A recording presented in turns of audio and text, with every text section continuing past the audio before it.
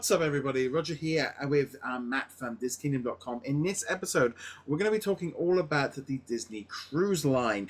Matt has been lucky enough to go on a number of these in the past. So, kind of, which ones have you been on in the past? I've been on the Alaska cruise, on the Mediterranean cruise, and the Norway cruise, and I'm going on the Eastern Caribbean next year. So sounds pretty cool, and also it's that kind of thing as well. I think with like these Disney Cruise Line things of so how long do they roughly last normally? Normally 5 to 7 days, but you can go for shorter cruises, or you can go for longer cruises like 14 days. But those are typically more expensive, but they're more worth it. And there's also the transatlantic, which is about 14 to 15 days, which goes from Florida to New York to England to Spain. Because I know when we've looked in the past, they certainly they do seem a lot more pricier than some of the other companies and stuff around. But do you feel like you get more value from these than other cruises?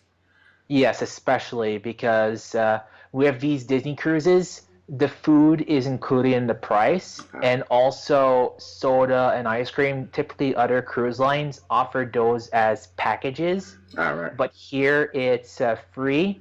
The only thing you have to pay for are packaged foods, like say peanuts or candy or canned soda for room service. But other than that, it's included, and there's over 4 to 5 different restaurants, so you're not gonna go hungry on a cruise. No, yeah, I mean that's the whole point, really, is to kind of to put weight on when you're on a cruise. I know my parents have been on loads of Caribbean cruises.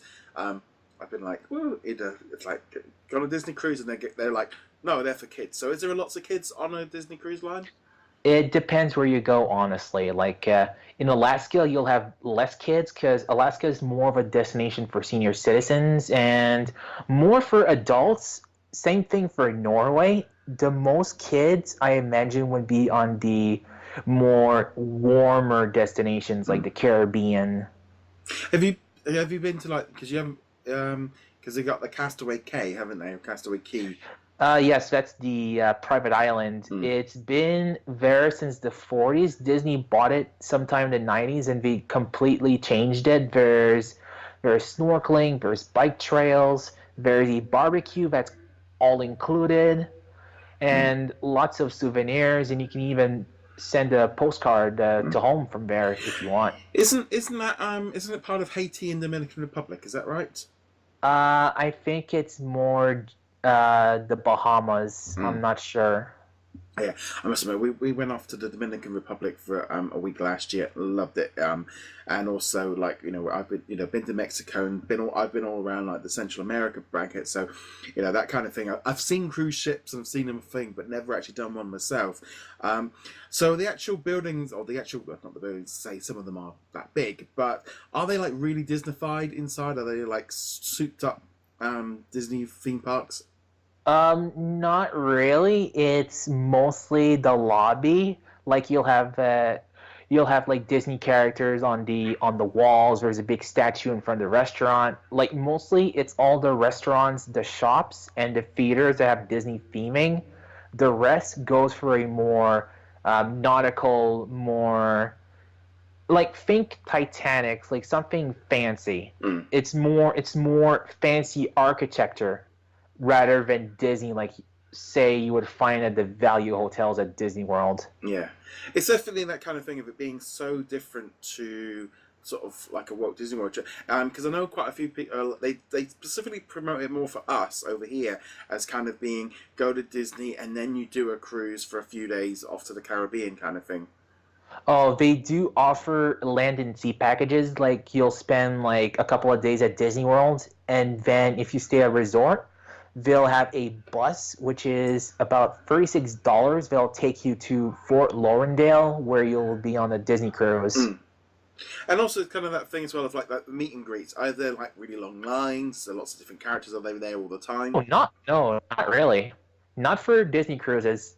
Basically, the only one you'll have problems with are Disney princesses, but that's because you meet 3 of them at once. So the line does build up, and like occasionally you'll find like Mickey and the gang just roaming around, like no lines. You'll just see them running or just walking through the halls, and then you just say a quick hi. Like you'll see like Sorcerer Mickey coming onto the restaurant after a show, or you'll find Goofy on his way to the gym on his jogger outfit, or you'll find like Donald and Minnie on the upper floor enjoying some ice cream or stuff like that. But there are special meet and greets where you do need tickets. That's mainly Frozen and Marvel characters, because those are super popular, so you have to book those tickets ASAP. Yeah, because I noticed they started doing like Marvel and Star Wars packages as well. That's mainly the Star Wars Day at Sea and Marvel Day at Sea. They're specialized cruises that happened earlier in the year. The Star Wars one is on the Disney Fantasy, and the Marvel one is on the Disney Magic, the older ship. Because it's that kind of weird thing. It's like it's one of those weird ones. If they don't really promote it, they don't really promote them too much. I think from our point over here, because they don't tend to, they're not following after like getting flights to the countries and the whole package kind of thing that we have. But the one thing I do remember once, it was when they did the hooting of the horn kind of thing, and they kind of as an entirely different thing. Because they're kind of like do do do do, and it's like something that you wouldn't normally expect from a cruise ship. Oh, they have 5 different horns. There's the When You Wish Upon a Star. That's the one they play whenever they arrive or leave from a port. There's the Pinocchio song that the fox sings. It's like Hi Diddly Dee. The Actor's Life for Me. It's a Small World, Be Our Guest, because one of the restaurants on the Magic is Lumiere's. On Disney Wonder, it's Under the Sea that plays. And for the Star Wars Day at Sea, they'll do the Empire theme. And for the Frozen Day, it's gonna be Do You Want to Build a Snowman? So no other cruises do that kind of horn. No, it's definitely that kind of weird thing of it being a very kind of a different, and they seem to be doing a lot more of them. Like I think as Adventures at Disney, they're kind of doing that a lot more. It's like interconnecting it all. Yeah, that's true. Like, depending on where the cruise is, you can do packages from Adventures by Disney, so you can do more stuff on land. So when you get to these places, you can do like optional excursions, or are they included in the price? They're not included, but for some of them, they're really recommended. Like when I went to the Mediterranean, I went to the Colosseum. I went to it's a guide tour, but for Castaway Cave, there's like swimming with dolphins, swimming with, or feeding manta rays. There's lots to do with these excursions. Yeah. So, like the Alaska one, did you do like whale watching or things like that? Oh, you can easily do that just from the ship. You don't need an excursion. Like you just go out and you'll find like some icebergs. You'll find some seals, bald eagles. And sometimes you just find a whale here and there just blowing away and swimming near the ship. I think it's that thing like I remember when I was down like in Australia to go see humpback whales. You had to go out on a boat and they had helicopters chasing around trying to find. Just the idea of being like you're on a cruise ship and there's a whale kind of thing. Kind of also the point of view from like the hotel rooms. Are they kind of small or are they kind of quite comfortable? They're small but comfortable. Like, I usually book the deluxe inside stateroom, which fits about 3 people. There's a big bed, there's a couch bed, there's a TV, and the bathroom is split in 2. There's a bathroom where it's the shower and a sink, and the other one where it's a toilet and a sink. Because again, I'm just kind of trying to, because I did a river cruise along the Yangtze about 10, 12 years ago kind of thing. So that's literally, I've had like a 3-day river cruise. So it's not really anything kind of quite like it. But as far as like the Disney Cruise Line and stuff, it's like, do you feel like it's good value for money? Yes, it is. Especially since on some cruises, there's like little special surprises. Like on the Alaska cruise, randomly, they're going to have an helicopter drop in an actual piece of an iceberg on the ship. Right. Yeah, and you can see it, and later on they'll sculpt it into a Disney character or something for the pirate night.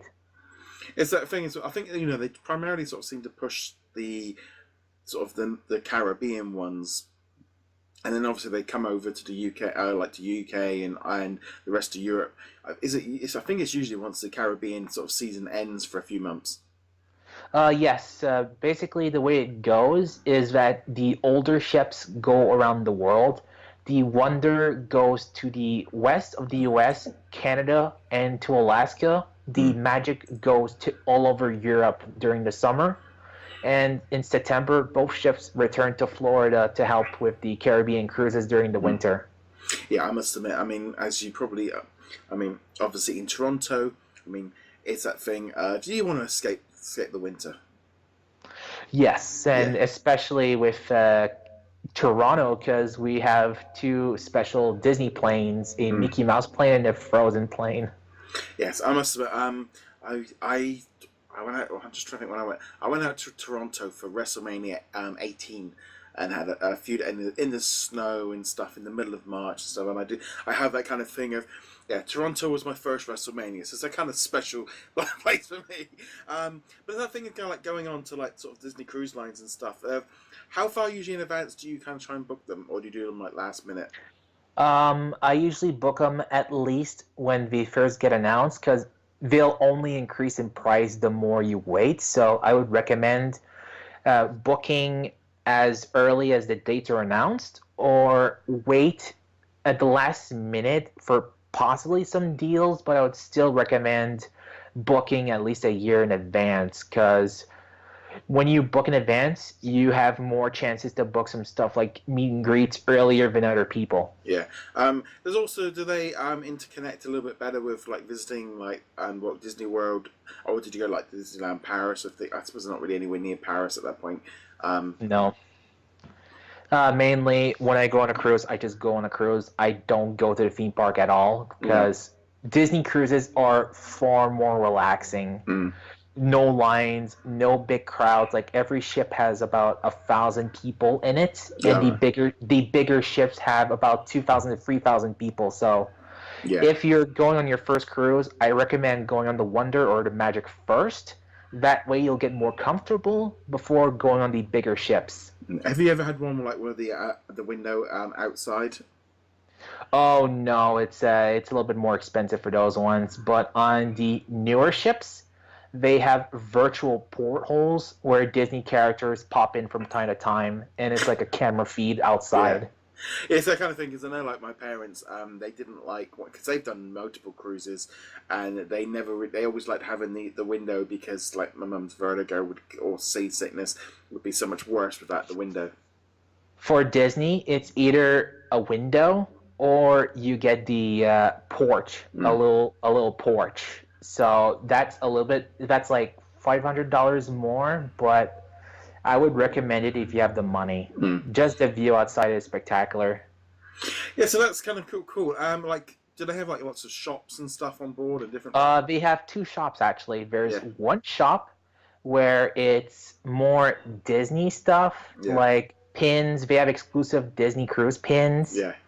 They have snacks, they have toys and outfits, T-shirts, and there's another shop where it's more custom cruise stuff, like say jewelry, perfume, shampoo. Yeah. It's more for adults, and there's also a movie theater where you can watch the latest Disney movies. Like say you went in May, on the day that Infinity War premieres. Yeah. The movie will premiere at 11 p.m. instead of midnight. Yeah. So you'll get to see the movie first. Yeah, and I suppose as well, you're out in the middle of the sea, so you can't spoil it on social media. No, the internet. The internet is not recommended. It's $1 a minute, and they have packages for internet, but it's really not that good. Like when I go on a cruise, I'm so busy with stuff, I don't even use the internet. Yeah, I'll be honest, when I'm on vacation, I will go on the internet, usually in the morning, when you're getting ready in the morning, and then when you get home in the evening and just chilling out a bit. But there is that thing for me of liking being disconnected, and I think, obviously, that, going back to $1 a minute, it takes me back to kind of the initial dial-up. way back when it used to be really expensive. But that sounds like a pretty cool thing. Any other quick things, tips, or anything that you want to give anyone? I would recommend booking the early dinner so that you'll have the stage shows at 8 p.m. Basically, they're Broadway-style shows, and they're highly recommended. Like, there's also stuff for adults. Like, there's theme nights where it's 70s night, 80s night, karaoke. There's dancing and lots of stuff for adults because there's nightclubs on the ship where you can go buy some alcohol, and there's also a sports bar where you want to watch some sport games. Yeah. And other than that, the only other recommendation would be to basically bring a water bottle, because there's a soda fountain on the higher floor, so basically you'll have unlimited juice, soda, coffee, or tea 24/7. Ah, right. That's always a good thing of not having to keep paying out for stuff. But that sounds good. So let us know in the comments below if you've been on a Disney Cruise Line. Let us know which ones you did and what you thought of it. I would love to know your thoughts as well. Big thank you for Matt for joining me just to talk about Disney Cruise Line, because it's kind of like a little bit more of a specialist thing. If you haven't done it, it's sometimes a little bit difficult to kind of get that information. So really appreciate that. And also, just as a quick note, you can also check us out over at DisKingdom.com. You can subscribe, you can like, and you can find us on all the different social media. So again, big thank you to Matt for joining us, and we'll be back soon with another episode. Later.